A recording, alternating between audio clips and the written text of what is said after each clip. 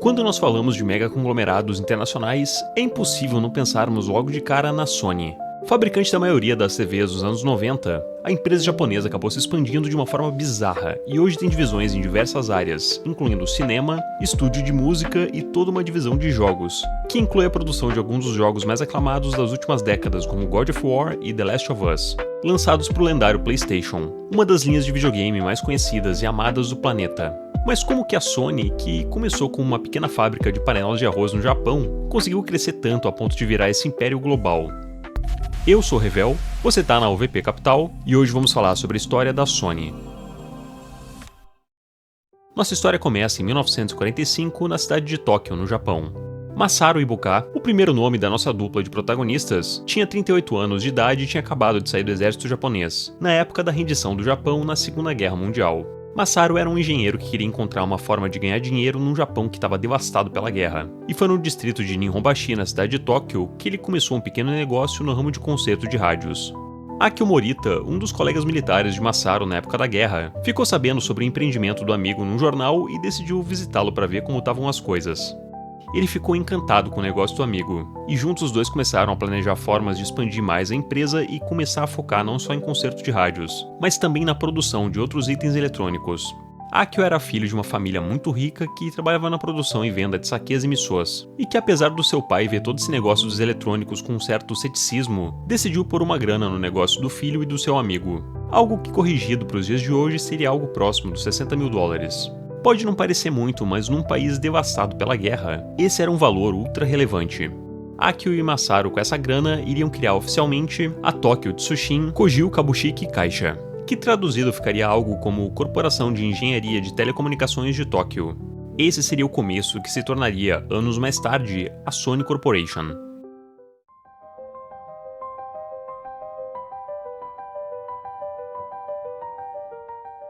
A dupla começou as operações da empresa de uma forma tímida, com uns 20 funcionários focando exclusivamente no conserto de rádios. Depois disso, começaram a desenvolver outros aparelhos eletrônicos simples, como panelas elétricas para arroz. As panelas não foram um sucesso, mas o conserto dos rádios ainda permitia para os dois tocar o negócio e ir tentando coisas novas.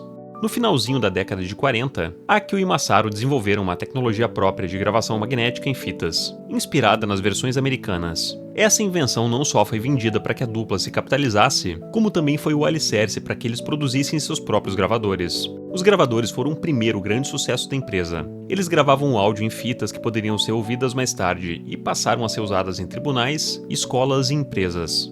E embora os negócios já começassem a deslanchar a partir de 1950 no mercado doméstico, foi em 55 que a dupla vislumbrou novas possibilidades. Os rádios e gravadores da empresa começaram a ser vendidos fora do Japão. E para facilitar a pronúncia da empresa no meio internacional, Akio e Masaru decidiram mudar o nome da companhia para Sony Corporation.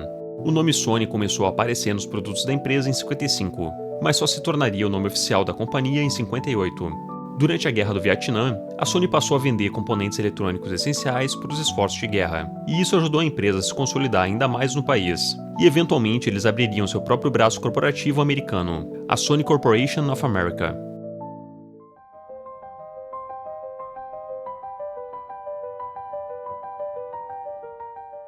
Se você for falar sobre a Sony para alguém mais velho, provavelmente a primeira imagem que vai aparecer na cabeça da pessoa vão ser TVs. Isso porque entre 1960 e os anos 90, a Sony dominou completamente o mercado global de televisores, com produtos que combinavam um design belíssimo, tecnologia de ponta e uma confiabilidade fora de série. Quando você falava de uma TV da Sony, a primeira coisa que você pensava era num produto de extrema qualidade, que dominava o mercado. Mas esse domínio não começou de uma hora para outra. A Segunda Guerra Mundial tinha acabado há pouco mais de uma década, e a reconstrução da economia a nível global transformava os hábitos de consumo. As TVs, que antes eram restritas a famílias muito ricas, começaram a se tornar itens cada vez mais acessíveis. Só que o mercado era dominado por empresas americanas como a RCA e a Zenith, e por marcas japonesas como a Sharp e a Toshiba. A Sony só teria uma presença significativa nesse setor a partir dos anos 60, quando ela lançou seu primeiro grande produto do segmento, a TV8-301, o primeiro televisor com transistores do mundo. A inovação aqui era o uso dos transistores ao invés de válvulas, o que tornava a TV mais compacta, leve e com um menor consumo de energia. E embora o modelo fosse pequeno e caro, não sendo nem de longe um sucesso comercial, ele abriu as portas da empresa para o segmento das TVs, mostrando que a companhia não estava ali de brincadeira. a Sony queria mudar o padrão da indústria. E isso aconteceu em 1968 com o lançamento da Sony Trinitron. O nome Trinitron viria a se tornar uma das marcas mais lendárias da história da eletrônica. Era uma TV colorida que usava um novo tipo de tubo de imagens, com cores mais vivas, mais brilhantes e muito mais nitidez do que o modelo das concorrentes. A tecnologia Trinitron foi tão revolucionária que, naquele mesmo ano, a Sony ganhou um Emmy de engenharia, o primeiro concedido a uma empresa japonesa. As vendas do Trinitron explodiram e colocaram a companhia em um outro patamar. A Sony começou a exportar suas TVs para o mundo todo, e durante as décadas de 70 e 80, as Trinitrons dominaram o mercado global. E claro que outros aparelhos eletrônicos eram vendidos também pela Sony, como seus famosos Walkmans, mas nenhum deles chegou perto da receita gerada pelas TVs Trinitron. Outros modelos da Trinitron seriam lançados, como a Trinitron portátil e as versões de controle remoto, e a Sony acabou entrando para a história como a criadora de uma das TVs mais prestigiadas do mundo. E essa imagem de confiabilidade e superioridade dos produtos Sony foi potencializado pelas campanhas de marketing, que através de slogans como It's a Sony dos anos 80, deixavam claro que ter um aparelho Sony era sinônimo de você ter algo extremamente bem feito e durável. E na real, muitas empresas japonesas nessa época passavam esse mesmo nível de credibilidade. O Japão nos anos 80 era uma máquina, e muita gente achava que a economia japonesa iria superar a americana, e que o Japão se tornaria a maior nação do mundo, exportando sua cultura e seus produtos para o mundo todo. Foi no auge da Sony que Masaru acabou se afastando da empresa, em 1982, depois de 36 anos à frente da companhia. Já Akio continuaria na liderança da empresa e acabaria passando pelos turbulentos anos 90. Nessa época, o Japão passou por uma crise imobiliária fortíssima, e toda a economia sofreu com uma forte recessão. Com falta de crédito, as famílias passaram a comprar menos televisores, e as vendas da Sony despencaram. Foi nessa época que o Japão deixou de ser a superpotência que era e caiu várias posições no ranking de países mais ricos do mundo. Akio acabou se afastando da Sony em 1993, quando sofreu um AVC durante uma viagem sua para os Estados Unidos. Tanto Akio quanto Masaru acabaram falecendo no final dos anos 90, com apenas 2 anos de diferença entre um falecimento e outro. Eles infelizmente não iriam testemunhar o tamanho colossal que a Sony iria alcançar. Depois dos sucessos televisores e durante a ascensão de Hollywood, a Sony começaria a escrever um novo capítulo na sua história, dessa vez nos bastidores do entretenimento. Era hora de deixar as salas de estar e entrar de vez nas telonas do cinema.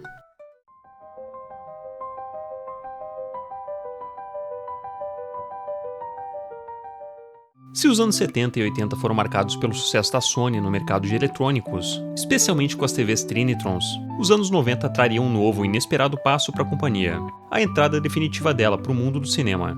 Para falar bem a verdade, a Sony já tinha colocado o pé na água no mundo da criação quando abriu uma gravadora no final dos anos 60. Essa gravadora nasceu em parceria com a Columbia Records, e apesar de lançar músicas focadas para o público doméstico japonês, a partir dos anos 80 a divisão de músicas da companhia se tornaria um verdadeiro monstro, fazendo músicas que iriam vender muito em outros lugares do mundo. E essa parceria com a Columbia Records abriu as portas para a aquisição de uma outra gigante do ramo de entretenimento, a Columbia Pictures, em 1989. A Columbia Pictures era um dos estúdios mais antigos e consagrados de Hollywood. O negócio foi fechado por 3,4 bilhões de dólares, um valor absurdo para a época e que fez muita gente, especialmente nos Estados Unidos, torcer o nariz. Saber investir bem o seu dinheiro pensando no longo prazo é algo importantíssimo, não só para grandes empresas, mas também para nós pequenos investidores. E se você quiser aprender a investir de verdade sem essas fantasias que te vendem de enriquecer rápido, eu te recomendo a OVP. É só você abrir o site da ovp.com.br, clicar no botão para fazer a sua análise de perfil e responder um questionário bem simples. Muita gente fica com preguiça de responder, mas aí se você não tem paciência para responder um questionário, talvez investimentos de longo prazo não façam muito sentido para você.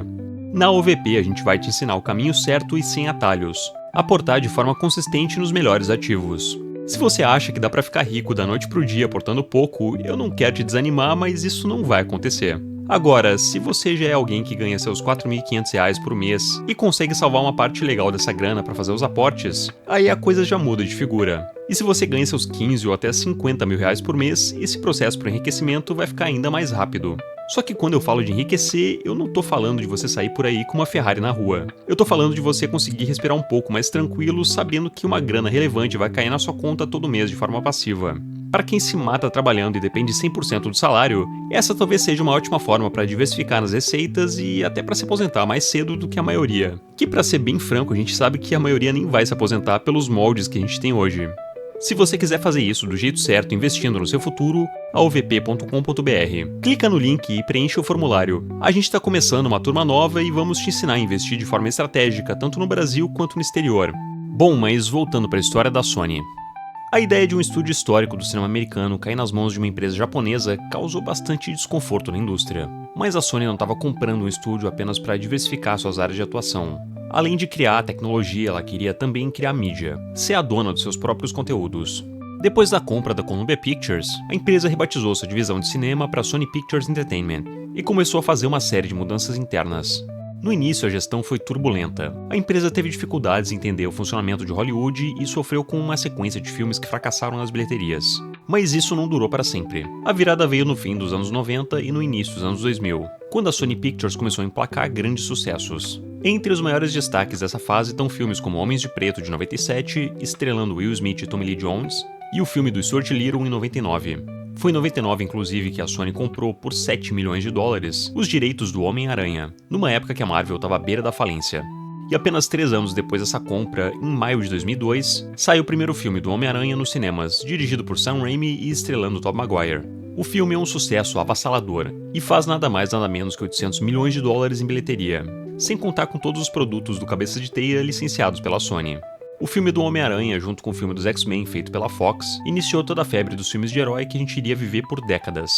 Só que nem tudo foram rosas para a Sony Pictures. Em 2014, a Sony lançou um filme chamado A Entrevista, uma comédia pastelão com James Franco que conta a aventura de um repórter indo até a Coreia do Norte para fazer uma entrevista com uma versão caricata do Kim Jong-un, o ditador da vida real. Ao produzir e distribuir esse filme, o que a Sony não contava era que hackers da Coreia do Norte, em retaliação ao lançamento do filme, iriam hackear a base de dados da Sony Pictures e vazar uma série de e-mails ultra sigilosos que revelavam muitas informações sensíveis da divisão. Informações quanto a nomes de funcionários, scripts de filmes inteiros, valor de salários dentro da companhia, além de negociações em andamento que foram completamente expostas para toda a internet. Foi nessa época que a gente descobriu que a Sony estava negociando os direitos do Homem-Aranha para que ele fosse usado nos filmes da Marvel. E foi nesse vazamento também que o nome de Ben Affleck veio à tona, em uma suposta negociação com jornalistas para que eles ocultassem algumas informações bem pesadas sobre os seus antepassados. Todo esse episódio dos hackers norte-coreanos fizeram com que a Sony Pictures reestruturasse toda a sua defesa cibernética e reavaliasse os protocolos de segurança do seu banco de dados. A Sony Pictures continuou a lançar filmes, e hoje ela é dona de propriedades intelectuais ultra lucrativas como Jumanji, Hotel Transilvânia, Ghostbusters e todos os filmes derivados do universo do Homem-Aranha, como os filmes do Miles Morales e do Venom. Ao longo das décadas, a Sony deixou de ser apenas uma produtora de eletrônicos para se tornar uma criadora de mídia, e essa criação não iria parar nas músicas e filmes. Enquanto dominava as telas de cinema, a Sony preparava um outro ataque certeiro, dessa vez em um mercado que se tornaria ainda mais poderoso que Hollywood, o mercado dos videogames.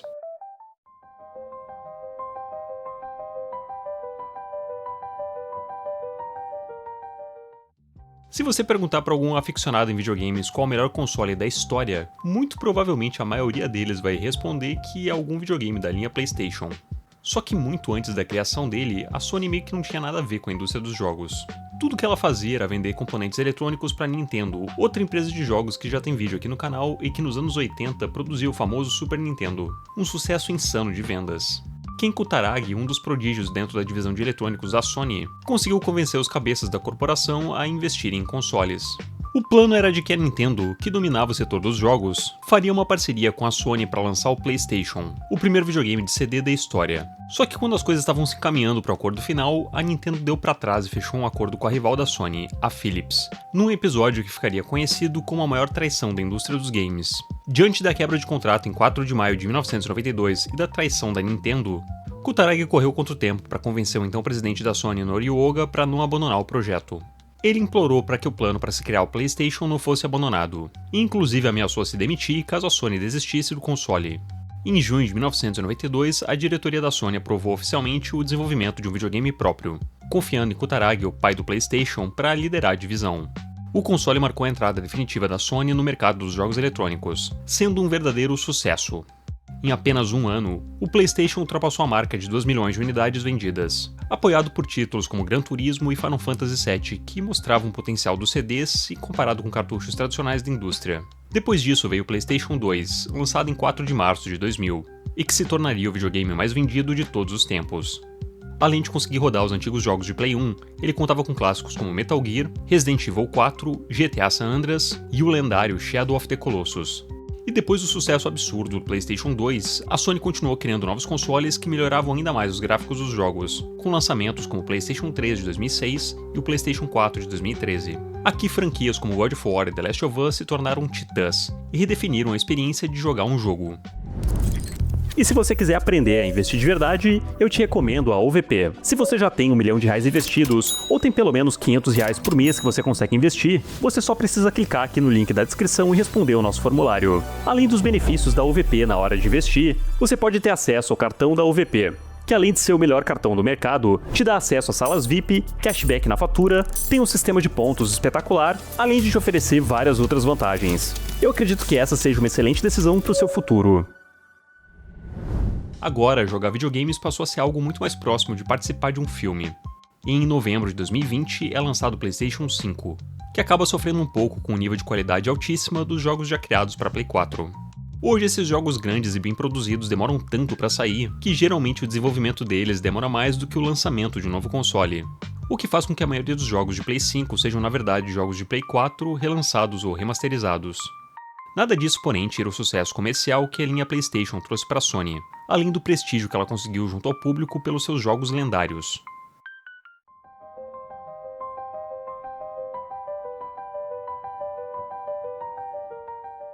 A Sony hoje é dona de um império de mais de 160 bilhões de dólares, tendo como sua maior divisão seus serviços eletrônicos de assinatura da PlayStation e, claro, a venda dos seus consoles. Além disso, ela conta com outras divisões no ramo da música, dos eletrônicos, de serviços financeiros e de cinema. A Sony Pictures, ao lado de outras gigantes como a Warner Bros., a Universal e a Disney, se consolidou como uma player importantíssima no mercado de filmes. A empresa também investiu em séries de TV, canais por assinatura e mais tarde em plataformas de streaming, adquirindo inclusive o controle da Crunchyroll, um dos maiores serviços de animes do mundo. Sua operação de eletrônicos, que iniciou toda a companhia, ainda é um setor ultra relevante dentro da empresa, sendo responsável por 18% da receita total da companhia, apenas atrás da operação PlayStation. A divisão de sensores da Sony de música ficou empatadas em terceiro lugar, cada uma gerando cerca de 14% do resultado total da empresa. E além de todas as divisões que a gente comentou no vídeo, a Sony ainda tem vários outros empreendimentos em áreas como o setor financeiro, tendo bancos e concedendo crédito, mas que operam exclusivamente no mercado asiático. A real é que hoje a Sony é uma gigante extremamente diversificada, e que por ano faz aproximadamente 87 bilhões de dólares em receita, dos quais 7,8 bilhões são lucro líquido, que podem ser tanto reinvestidos pela gestão no desenvolvimento de novos produtos, quanto podem ser distribuídos em forma de dividendo para os acionistas. Pelo fato da Sony precisar se reinventar constantemente e comprar estúdios de jogos e direitos intelectuais com frequência, o payout da companhia não é lá essas coisas, ficando mais ou menos em 10%. Então a companhia tende a reinvestir a maior parte dos seus lucros para crescer e se manter no topo, mas ainda fazendo pingar alguma coisinha para os acionistas. Para fazer parte desse crescimento, ainda tirando um dividendo meio pingado de vez em quando, você pode comprar as ações da Sony pelo ticker 6758 na Bolsa de Tóquio, ou via ADR na Bolsa Americana pelo ticker Sony, ou ainda via BDR aqui no Brasil com o ticker SNEC34. Lembrando que essa não é uma recomendação de investimento. Se vocês curtiram o vídeo, não esqueçam de deixar seu like, se inscrever no canal e deixe aqui nos comentários quais outras empresas vocês querem ver por aqui. Não esqueçam também de clicar no link aqui da descrição para ter acesso ao VP Capital, a maior consultoria e escola de investimentos do país. Eu vejo vocês numa próxima, um abraço e falou!